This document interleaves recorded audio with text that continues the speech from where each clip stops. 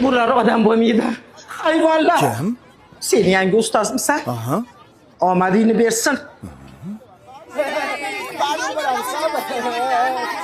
Hurmat. Bo'pti, charchaman, ketdim. Voy, qaqqa? Ishga. O'qishchi? O'qish meni va oilamni boqmaydi. Kim yana shu fikrda?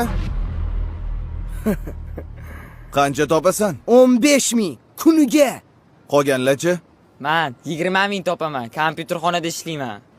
Men 25 ming topaman. Manikyurchiga yordam beraman. Oramizda eng boyi Mirsagatov. Sen qayerda ishlaysan? Bozorda arava tortaman. Kam 30 ming pulim bor kuniga. Sizlar bu narsalarni faxrlanib gapiryapsizlarmi, bolalar? Nima? Qornimizni to'ydirmaydigan beshlar bilan faxrlanaylikmi? Balki kelisharmiz. Nimani kelishmoqchisiz? Har bir baho uchun pul to'layman. Oppa! Вот это поворот! Eng ko'p baho olgan 5 ta o'quvchiga. Kuniga 20 mingdan.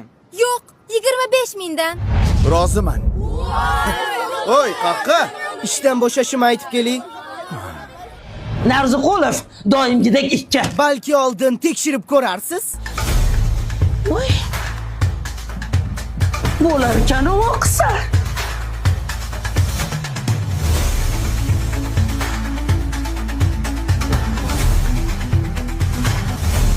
Bizga pul kerak emas. Biz o'qishni tanlaymiz.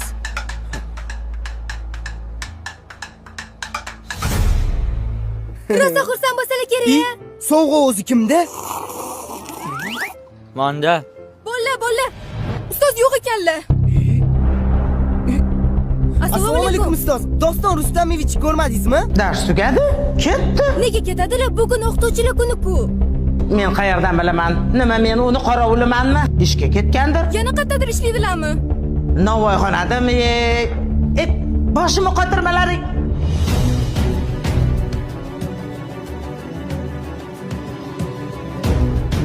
Ustoz, Iya?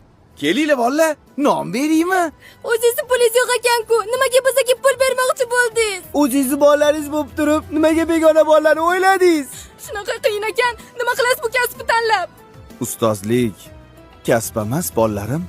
Ustozlik bu hayot yo'li. Siz endi ishga chiqolmaysiz. Sizni boshqa joyda kutishyapti.